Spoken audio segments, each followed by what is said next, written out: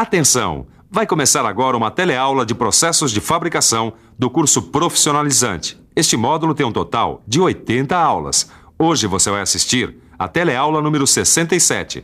Bons estudos!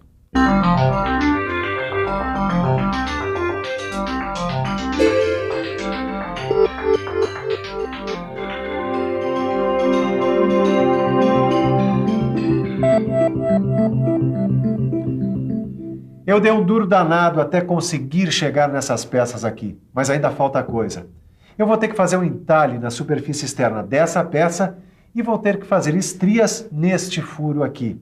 Mas para fazer isso, vai ser necessário usar uma operação que você ainda não conhece, mas que vai ficar sabendo tudo sobre ela hoje: o brochamento.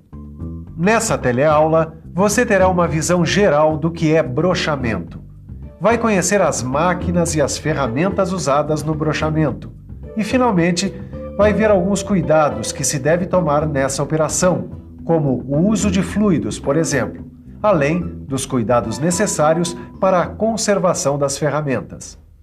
O brochamento é uma das operações mais utilizadas em usinagem. Você sabe por quê? Porque o brochamento é ideal para produções em série. A operação consiste em remover material da superfície de uma peça. Isso é feito de forma progressiva. A ferramenta que se usa nessa operação tem vários fios de corte, dispostos em série. Eles agem de forma ordenada sobre a peça, removendo o material e deixando a peça no formato especificado no desenho. A ferramenta é chamada de brocha e a máquina de brochadeira ou brochadora. O nome brocha origina-se do inglês, da palavra broach, que quer dizer agulha, espeto. Broach acabou virando brocha. Em português, o nome da ferramenta, de onde derivou todo o resto. Brochadeira, o nome da máquina, e brochamento, o nome da operação. O que mais me impressiona nas brochadeiras, Caio, é a resistência da ferramenta. As brochas são feitas de aço, e aço temperado. Exato, também para resistir a tanto esforço e tanto atrito assim, só sendo muito resistente. Os dentes de corte formam uma série de elementos cortantes com tamanhos diferentes ao longo do comprimento da ferramenta. Dá para cortar diversos tipos de materiais. O que eu acho legal nessas ferramentas é que elas são capazes de aplanar e gerar superfícies internas ou externas, regulares ou não. Exatamente. Você já viu uma brocha em detalhes? Vamos ver de perto? Existem brochas de vários tipos, dependendo do trabalho que se quer realizar. Todas elas, no entanto, apresentam 3 partes diferentes na região dos dentes: dentes para desbaste, dentes para acabamento e dentes para a calibração. Essas 3 partes são responsáveis pelo corte progressivo realizado por uma brocha. O brochamento, como se costuma dizer, é executado por uma brochadeira, uma máquina como esta aqui.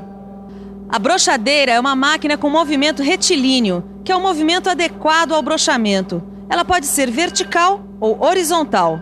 O comando dela também varia. Pode ser mecânico ou hidráulico, como neste caso.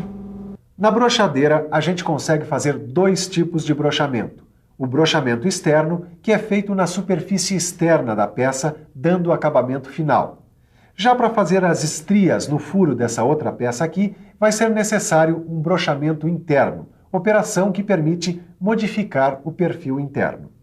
Bom, eu vou fazer o brochamento interno dessa peça para que ela fique igualzinho ao desenho, Caio. Bom, então você vai ter que usar essa brocha aqui, Tito. Essa mesmo. Que permite fazer o perfil estriado. Bom, conforme o desenho, né? Dá para transformar em outros perfis também. O entalhado, o acanelado, o hexagonal, o quadrado. Mas o mestre pediu o estriado. Então vamos a ele. Eu ponho a brocha aqui, na guia da brocha. A peça eu prendo aqui, nessa outra parte da máquina. Tudo pronto. Repare que a operação é progressiva. Começa pelos dentes de desbaste, depois acabamento e calibragem. Tudo ok. No processo de brochamento, a transformação de um perfil é feita progressivamente, porque os elementos de corte da brocha têm tamanhos que aumentam gradativamente ao longo de seu comprimento. Olha só do que uma brochadeira é capaz.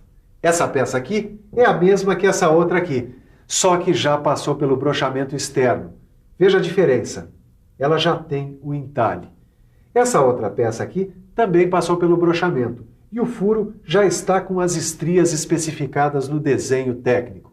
É por isso que a gente diz que o brochamento é um processo de usinagem muito usado. Com o brochamento, a gente consegue mudar o perfil de furos redondos. Para isso, basta mudar a brocha usada na máquina. As brochas podem realizar uma operação completa de usinagem, desde o desbaste grosseiro até o acabamento. O brochamento faz um bom acabamento nas peças trabalhadas, dispensando na maioria das vezes um outro processo de acabamento posterior. Vamos ver de perto o que acontece durante a usinagem?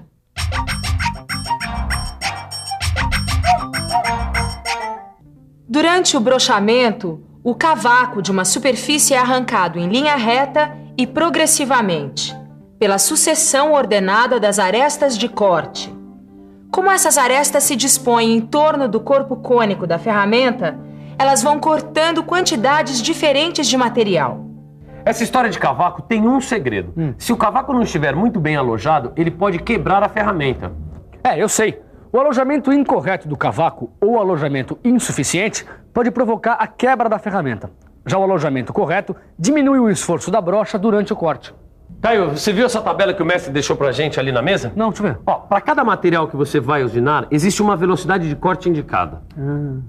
A velocidade de corte no brochamento é definida levando-se em conta vários elementos, como, por exemplo, o perfil da aresta cortante, os ângulos do corte, o material da peça a ser trabalhada e a profundidade de corte. Como eu disse, esses são vários fatores que devem ser considerados na hora de se decidir pela velocidade de corte do brochamento. Agora, você sabe como escolher?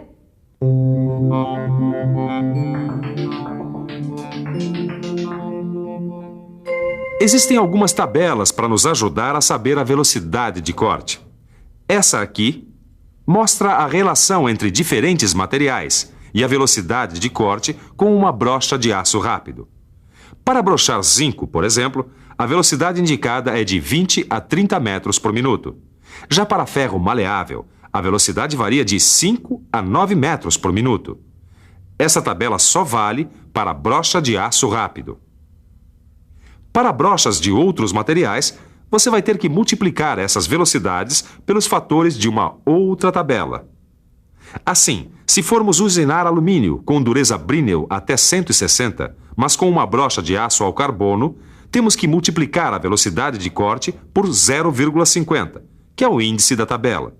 Se a brocha for de aço rápido, com 5% de cobalto, o índice já é outro. Temos que multiplicar a velocidade por 1,10 e assim por diante. Bom, Tito, vamos falar agora sobre o fluido da brochadeira. Exatamente. Esse é outro segredo, Caio. Durante a operação de brochar, a gente deve usar fluidos para refrigerar o corte. Claro. O atrito, ele esquenta tanto a ferramenta como também a peça que está sendo usinada. Lógico. O óleo absorve o calor provocado pelo atrito da plataforma dos dentes da brocha sobre a superfície trabalhada. Também lubrifica as cavidades dos dentes da brocha, reduzindo o atrito entre o cavaco e a brocha. E tem mais uma coisa importante. O fluido atua na limpeza da ferramenta, removendo o cavaco gerado na operação. Bom, além disso, diminui o desgaste da ferramenta. E a ferramenta dura muito mais, né? É verdade. Existe uma tabela para indicar também o melhor fluido para brochar um determinado material. Para cada material existe um fluido ideal. É só procurar e descobrir. Se você for brochar aço inoxidável, por exemplo, o melhor é usar um óleo mineral com base de enxofre e tetracloreto de carbono. Se for uma liga leve, siliciosa, o óleo pode ser mineral. É só aprender a usar a tabela. As brochadeiras fazem dois tipos de trabalho. Existem as brochadeiras que comprimem a brocha sobre a peça e as brochadeiras que tracionam. Existem também brochadeiras que fazem as duas coisas, comprimem e tracionam. Oi, por favor. Você poderia explicar para a gente como é o funcionamento das brochadeiras? Bem, esta aqui é uma brochadeira vertical. Elas até podem tracionar, mas o mais comum é ela comprimir. Ou ainda utilizar ambas as forças para brochar internamente ou externamente uma peça. Certo. Esta aqui, que é uma brochadeira vertical, tem uma vantagem. Ela ocupa menos espaço. Além disso, tem cabeçotes múltiplos que podem fazer operações de várias peças ao mesmo tempo. Vamos ver agora a brochadeira horizontal. Vamos lá. Essa é uma brochadeira horizontal. Ela traciona a ferramenta. Ela é muito utilizada na indústria mecânica. Ela permite o uso de ferramentas de grande comprimento. Exatamente por isso, por realizar trabalho por força de tração com ferramentas compridas, a montagem do material na brochadeira deve ser feita corretamente. Isso para evitar a flexão da brocha provocada por seu próprio peso. Então quer dizer que as brochadeiras horizontais trabalham por tracionamento, é isso? Exatamente. Viu só quanta coisa está por trás de uma operação de brochamento? É preciso saber escolher a brocha, a velocidade de corte e o fluido durante a usinagem de determinada peça. Isso é conhecimento, know-how e vale ouro. Portanto, vamos para a revisão. E atenção, se liga aí que é hora da revisão. Na teleaula de hoje, você conheceu um dos processos de usinagem mais usados, o brochamento. Viu ainda que o brochamento pode ser externo ou interno. Viu algumas das brochas mais usadas e aprendeu que todas elas são formadas de 3 partes: dentes para desbaste, para acabamento e calibragem. E por fim, você aprendeu alguns segredos dessa operação. Como escolher a melhor velocidade de corte e o fluido ideal. Ou ainda, o tipo de brochadeira que realiza de forma mais eficiente o trabalho desejado. Quanta informação nova, hein? Assim você está ficando cada vez mais fera em usinagem, não é mesmo? Até a nossa próxima teleaula.